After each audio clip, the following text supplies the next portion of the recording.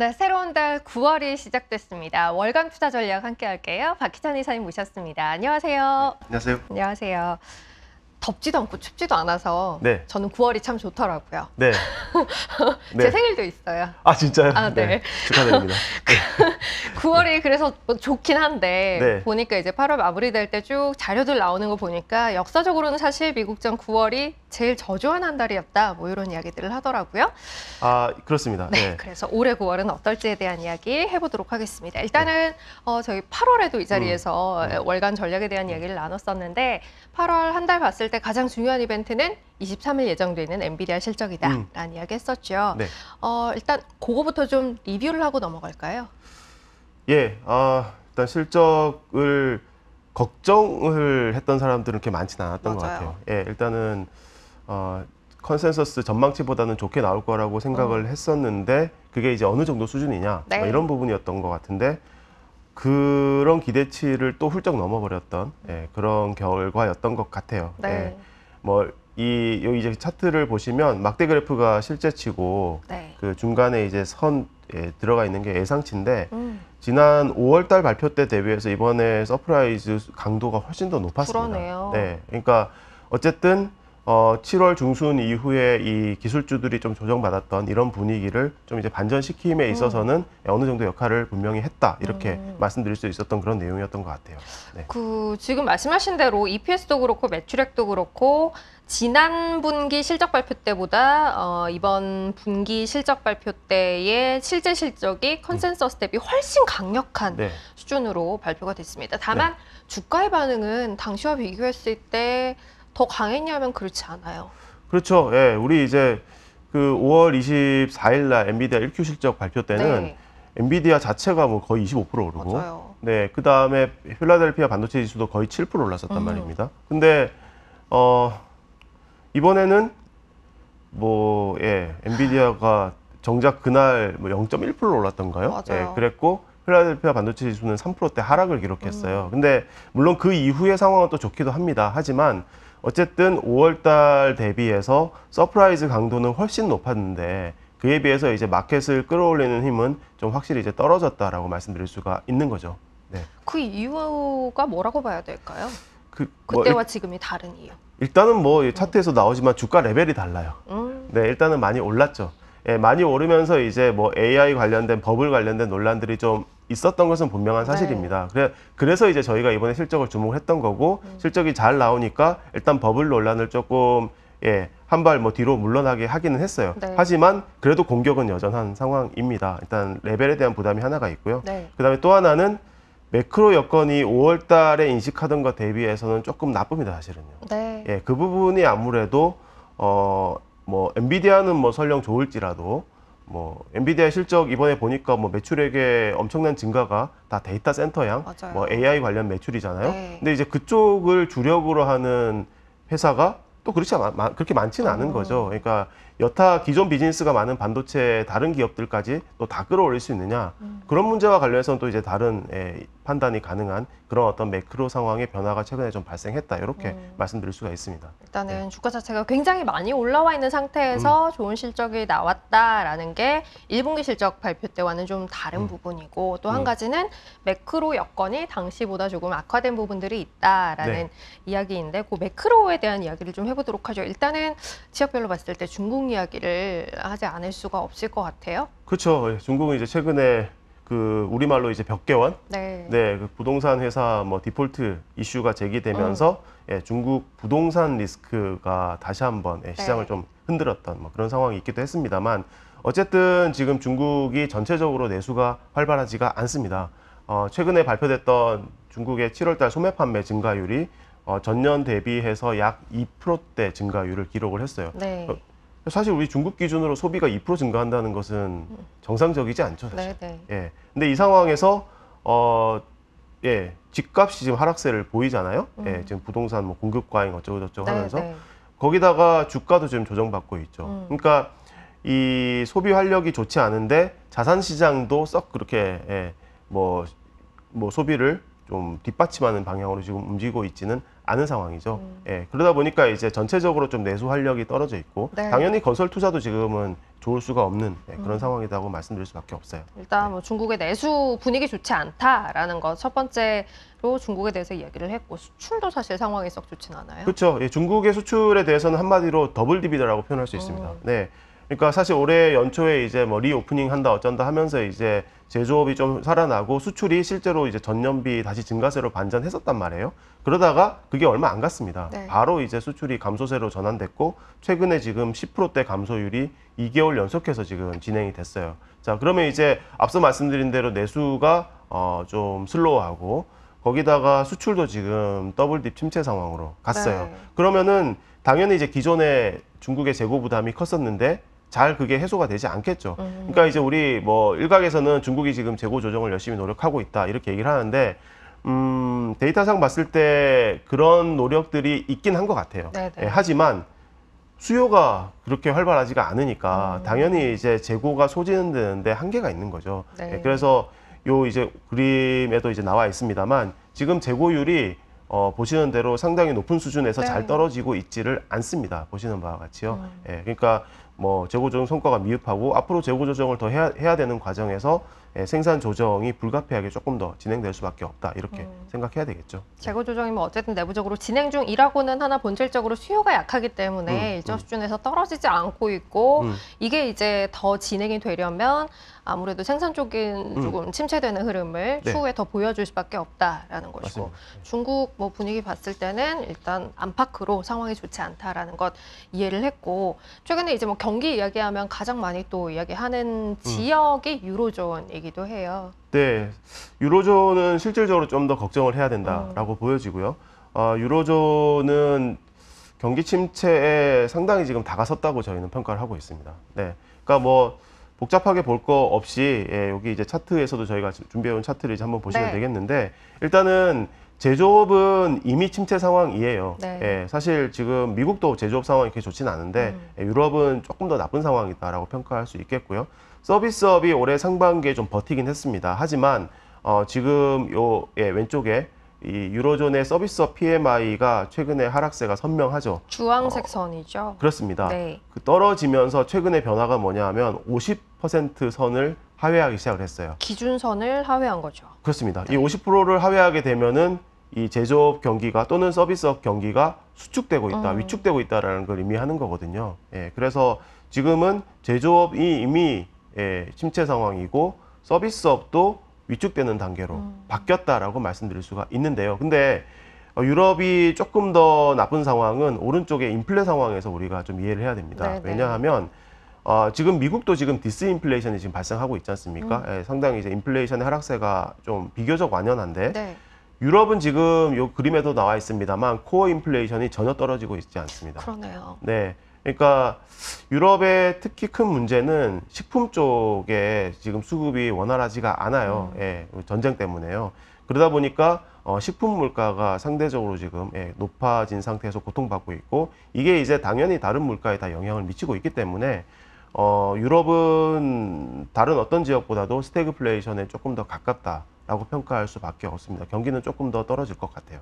네. 물가는 안 잡히고 경기는 뭐 제조업, 비제조업 할 것 없이 다 좀 위축되는 국면에 들어서 있고 네. 앞으로의 전망에 대해서도 뭐 그리 긍정적인 이야기를 하기는 좀 쉽지 않을 것 같다라는 그렇습니다. 거고 다만 이제 미국과 좀 차이가 있는 부분들이 있어요. 그 이야기를 좀 해보도록 할 텐데 일단 미국의 경기 상황을 보면 유럽과 절대적으로 위치의 차이가 있기는 합니다만 경향성 자체는 뭐 서비스업도 제조업도 비슷한 것 같기는 해요. 네, 그러니까 미국도 방금 말씀드렸던 유럽의 어떤 방향성 측면에서는 네, 비슷해요. 네. 근데 높이가 다르죠. 그렇죠. 네, 위치가 그렇습니다. 다른 거죠. 예, 그러니까 유럽은 침체에 가까워졌지만 미국은 아직은 성장세가 비교적 견고하다. 예, 이렇게 이제 말씀드릴 수가 있는 거고요. 근데 이제 방향성이 좀 비슷해 보인다라는 것은 제가 이제 똑같은 기준의 차트를 갖다 하나 더 준비해 왔거든요. 네. 예, 보시는 대로 이제 여기 있는 왼쪽 차트가 미국의 제조업과 서비스업 상황인데 제조업은 미국도 역시 그렇게 썩 강하지는 않습니다. 하지만 50 하회하고 있죠. 그렇죠. 네. 예, 하회하는데 유럽만큼 나쁘진 않아요. 예, 그런 차이가 있고 서비스업 같은 경우에도 지금 둔화되는 방향은 분명합니다. 하지만 아직은 50% 위에 있으니까 서비스업이 아직은 침체 수준까지 가지는 않았어요. 예, 근데 일단은 미국 경제가 당장 침체로 간다라고 생각하지는 않는데요. 다만 이런 변화가 앞으로 일자리 증가세에 분명히 영향을 줄 것이다라고 생각을 합니다. 자 이제 오른쪽 그림 보시면 나와 있지만 지금 미국의 일자리 증가가 거의 다 서비스업에서 이루어지고 있어요. 예, 제조업은 올해 연초 이후로는 일자리가 증가하고 있지 않습니다. 네. 근데 미국 전체적으로도 민간 일자리에서 서비스업이 차지하는 비중이 무려 84%예요.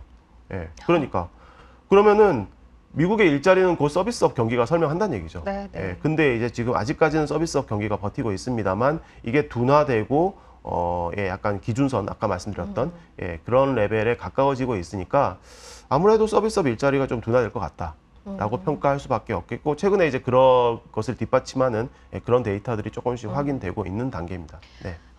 물론 뭐 이게 완전하게 뭐 침체로 가는 정도의 흐름이다라고 이야기를 하기는 힘듭니다만 미국 경기도 어찌됐건 더 좋아지지 않고 있다라는 건 분명한 사실인 것 같아요. 특히 이제 서비스 쪽에서의 경기 조금 둔화? 일자리 증가세 둔화? 요거는 이제 앞으로 생각해야 할 만한 부분이고 다만 이제 유로존과 다른 건 물가의 흐름이 좀 다르다라는 거죠. 그 이야기를 좀 해보죠. 네.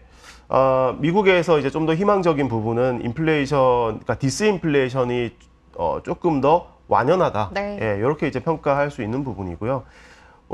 여전히 미국의 인플레이션이 높다 이렇게 분명히 말씀드릴 수 있는데 이 주거비를 제외하고 보면은 그림이 사실 좀 많이 달라진 상태이기는 해요. 예, 왜냐하면은 일단은 상품 쪽은 사실 공급망이 정상화되면서 인플레이션이 사실 많이 떨어졌습니다. 이미 예, 중고차 값도 마이너스로 이미 가고 있는 상황이고 서비스업이 좀 걱정됐는데 여기 이제 왼쪽 차트에서 예, 오렌지색 선 나와 있습니다만 주거비 제외한 서비스 물가도 사실은 많이 떨어졌어요. 예, 그러니까 우리 자꾸 이제 주거비 보면서 이제 판단하니까 너무 높다 이렇게 평가하지만 사실 주거비는 후행적으로 떨어질 수밖에 없거든요, 지금. 예, 그래서 일단은 미국도 미국은 일단은 디스인플레이션이 상당히 완연하고 그에 따라서 뭔가 소비자들의 어떤 구매력, 특히 우리 더 중요한 것은 이제 연준의 어떤 정책과 관련해서 우리가 뭔가 좀 기대할 바가 생겨나고 있다라고 이제 말씀드릴 수 있겠어요. 그래서 저희가 9월 달에 저희가 FOMC를 되게 중요하게 보고 있지 않습니다, 사실은요. 예, 왜냐하면 금리 동결할 것 같거든요. 예, 일단은 동결할 것 같고 11월 달 뭐 금리 인상할 수 있어 없어 이런 논란이 있는데 그런 부분에 대해서도 저희는 그렇게 강하게 메시지를 줄 것이다라고 보고 있지는 않습니다. 예, 데이터 디펜던트하고 뭐 중립적이고 이렇게 평가를 하는데 결국은 앞서 말씀드렸던 미국의 일자리 증가세가 둔화되는 그런 그림에 좀 연동해서 예, 이 연준의 톤도 조금은 더 누그러지지 않겠느냐 이렇게 저희는 평가를 하고 있습니다. 일자리 증가의 둔화, 그와 또 같은 경로로 진행되고 있는 디스인플레이션 이런 것들 생각하면 연준도 지금보다 더 강력한 긴축의 기조를 가져가기는 쉽지 않을 것 같다라는 게 이제 이사님 말씀하신 부분인데 그 베이스 위에 이제 그러면 저희는 9월에 어떤 전략을 세워야 할지에 대한 이야기를 좀 해보죠. 예, 일단은 우리 이제 연준에 대한 어떤 우려가 좀 완화된다. 뭐 최근에 이제 일자리 데이터가 조금 예, 약해지는 것이 확인되면서 11월 달에도 금리 인상하지 않을 수 있어. 이제 금리 인상이 진짜 끝났을 수 있어. 이런 기대감이 다시 조금씩 생겨나고 있어요. 예. 자, 그런 상황은 사실 채권 시장에도 좋고 주식에도 좋을 수 있습니다. 예, 예. 그래서 일단은 저희가 지금 현재로서 채권에 대한 의견을 기존 대비해서 일단은 상향하려고 해요. 왜냐하면 사실 저희가 단기적으로 채권에 대한 의견을 좀 하향했었거든요. 예, 그러다가 이제 다시 상향합니다. 이번에 잭슨홀 미팅에서 중요하게 안건으로 우리가 생각했던 중립금리, 2.5% 수준에 대한 중립금리가 혹시 뭐 바뀌지 않을까 우려가 있었지만 뭐 별 얘기 없었고요. 예, 연준 내 컨센서스는 2.5%가 비교적 저희는 견고하다라고 저희는 판단하고 있습니다. 예, 그래서 디스인플레이션 방향 그다음에 경기 둔화, 특히 이제 일자리 증가세 둔화, 거기에 중립금리 유지 이런 기조화에서 결국은 채권 금리가 현재 미국채 10년물 금리 4%대 수준에서 떨어질 룸이 상당히 지금 확보되어 있다라고 저희는 평가를 하고 있어요. 그래서 지금은 비교적 안전하게 채권에서 수익을 거둘 수 있는 국면으로 바뀌고 있다. 이렇게 생각하고 있습니다. 그래서 채권 투자 의견을 조금 더 적극적으로 상향할 것을 권고드리겠고요. 채권 투자 의견 상향, 그리고 앞서 이제 이야기하신 게 채권뿐만 아니라 주식에도 좋은 상황일 수 있다라는 이야기를 하셨어요. 주식에 대해서는 어떤 의견이신지 좀 더 자세하게 들어볼게요. 네, 앞서서 이제 제일 처음에 발표하실 때 그 9월 달이 좀 안 좋다. 네. 이런 얘기 하셨는데 경험적으로 9월 달이 원래 제일 안 좋기는 해요. 한 달만 딱 따져봤을 때는. 맞아요. 근데 반전이 뭔지 아십니까? 10월, 11월, 12월 달이 항상 제일 좋습니다. 예, 그래서 사실 9월 조정기에 주식을 사는 것이 계절적으로 보면 맞기는 해요. 네. 예, 근데 뭐 그게 이제 그건 이제 참고만 하시고요. 그 부분은요. 예, 일단은 주식에 대해서 저희가 생각하는 바는 일단은 글로벌 경기가 저성장 기조가 조금 더 강해지는 방향으로 움직이고 있다라는 거에 좀 주목을 하고 있습니다. 예, 그래서 2010년대의 장기 저성장 국면에서 미국이 다른 여타 증시를 압도했던 그 경험에 저희는 좀 주목을 하고 있어요. 네. 여기 이제 왼쪽 차트 보시면 나와 있습니다만 2020년도 들어서 주가가 확 튀기 전에요. 차트를 보시면 아시겠죠? 미국은 계속 올라갔지만 한국이나 신흥국 주가는 그냥 사실 옆으로 지글지글했어요. 이렇게 갔지 않습니까? 그러니까 결국은 이제 장기적으로 저성장으로 갈 때 주가가 오를 만한 지역이 비교적 확실하다라는 걸 지금 보여주는 거죠. 미국. 근데 이제 이렇게 미국 주가가 오를 때 미국 뭐 모든 전 산업에 걸쳐서 주가가 좋았던 게 아니라 사실 그때 빵이었지 않습니까? 네. 뭐 소프트웨어, 뭐 4차 산업혁명 뭐 이렇게 하면서 지금도 저희는 결국은 M7에 주목해야 된다라고 보고 있어요. 네, 결국은 성장 기회가 축소되는 방향으로 가니까 결국 이제 경제적 해자가 확실한 지역으로 기업들로 압축할 수밖에 없지 않느냐 이런 것이고 뭐 오른쪽 그림은 제가 이제 계속 업데이트 해드리는 그림인데 보시는 대로 이제 지금 M7의 매출액은 턴어라운드입니다. 네. M7 제외하면은 턴어라운드 아니잖아요 지금 미국도요. 그러니까 M7 턴어라운드인데 이번에 실적 발표하면서 이 전망치 또한 상향됐어요. 네. M7에 대해서는요. 그래서 미국의 그 빅테크 7개 기업 네. 중심으로 하는 그런 대형 뭐랄까요? 대형 핵심 우량주라고 할까요? 이쪽으로 조금 더 압축적으로 하면은 그나마 이제 주식에 대해서는 조금 더 수익의 기회를 더 가져갈 수 있지 않겠느냐 이렇게 생각합니다. 우리나라 이야기를 좀 해보죠. 사실 뭐 외부 여건들이 다 좋지 않은 상황이라면 우리나라 이제 수출 중심 경제이기 때문에 좋지 않을 수 있겠다라는 생각은 자연스럽게 따라오는 부분인데 9월 한 달 놓고 본다면 어떤 부분에 주목해야 할지 이야기 좀 해주세요. 예, 우리 이제 그 한국의 주식을 좋게 본다라고 할 때 좋게 가기 위해서 되게 필요한 조건이 하나가 바로 수출의 회복입니다. 사실 내년도 우리나라 EPS 증가율이 올해 대비해서 60%대 중반 정도로 잡혀 있는 거 알고 계시죠? 네. 그러니까 내년도에 이익이 엄청 증가한다라는 것이 지금 주식을 좀 버티게 만드는 중요한 배경이거든요. 근데 그렇게 가기 위해서는 당연히 수출을 회복을 해야 됩니다. 그래서 한국은 뭐 늘 그렇지만 지금 국면에서는 특히나 수출 데이터의 중요성이 굉장히 큽니다. 수출의 회복세가 지금 7월, 8월 연속해서 좀 안 나타나는 것으로, 그러니까 말하자면 이제 기대하는 입장에서 보면은 되게 수출 회복이 지금 지연되는 그런 상황이거든요. 근데 9월 달도 지금 봤을 때는 그렇게 썩 나이스한 수출 데이터가 나오긴 좀 어려운 그런 여건이다라고 보여집니다. 그래서 지금 높아져 있는 내년도 이익에 대한 눈높이가 조정될 여지는 여전히 좀 있다라고 생각이 돼요. 근데 그래서 일단은 주식시장이 전체적으로 수익률을 갖다 크게 줄 수 있는 마켓은 일단 현재 상태는 좀 아닌 것으로 생각을 하고 있고요. 다만 이제 내년도에 이익이 좋아질 것이다라고 기대되는 섹터 중심으로 역시 마찬가지로 한국도 좀 압축적으로 가실 필요가 있지 않겠느냐라고 생각을 합니다. 그래서 일단 내년도를 봤을 때 역시 이제 반도체 쪽이 가장 이제 기대감이 큰 상황이고, 그 다음에 뭐 조선이라든지 또는 뭐 자동차 이쪽이 상대적으로 어닝 모멘텀에 대한 기대감이 있다 이렇게 이제 평가할 수 있겠습니다. 단기적으로는 이제 에너지 쪽도 좀 올라오긴 했지만 이 부분은 최근에 유가가 좀 올라오는 데 따른 단기적인 반응 정도로 저희가 보고 있어서 주력으로 보고 있지는 않고요. 어쨌든 최근에 이제 우리나라 주식시장이 2차 전지 외에는 반도체라든지 좀 산업재 이런 쪽 중심으로 해서 주가가 좋은 상황인데 대략 그런 방향성을 조금 더 유지하는 그런 정도의 의미로 해석하시면 될 것 같습니다. 지난달 엔비디아 실적 발표 이후에 시장이 보였던 반응을 봤을 때는 전체적으로 다 가는 그림보다는 그 안에서 좀 추려서 갈 가능성이 있어 보인다라는 이야기를 앞서도 했고 매크로 상황들 쭉 점검해봤을 때 결론적으로는 채권 그리고 일부 대형 우량 실적 뒷받침되는 네. 주식시장 내에서의 종목들 이 정도로 이제 이야기를 해주셨어요. 뭐 좀 추려서 가자라는 이야기는 미국 시장뿐 아니라 한국 시장에도 역시 적용이 맞아요. 되는 부분이고요. 자, 그럼 이제 종합해서 저희 매달 추천 ETF 포트폴리오 또 보여드리고 있어요. 여기 네. 변화가 좀 있는지 확인해 볼까요? 예, 일단은 변화 없습니다. 그래서 이번에도 네. 예, 제가 계속 변화를 안 주니까 일을 안 하는 느낌도 아니 그렇게 생각하지는 않아요. 좀 네. 드는데 사실 이번에 좀 고민을 많이 했어요. 예, 고민 좀 많이 했는데 이 고민의 결과는 조만간 예, 바꾸는 것으로 나올 것 같긴 합니다. 네, 어쨌든 네. 지금은 일단은 변화를 다시 안 줬고요. 이번에도 그 코어에서는 뭐 말씀드린 대로 채권 저희가 중요시 보고 있기 때문에 예, 그 중에서도 일단 선진국 회사채 계속 네. 밀고 가고 있고요.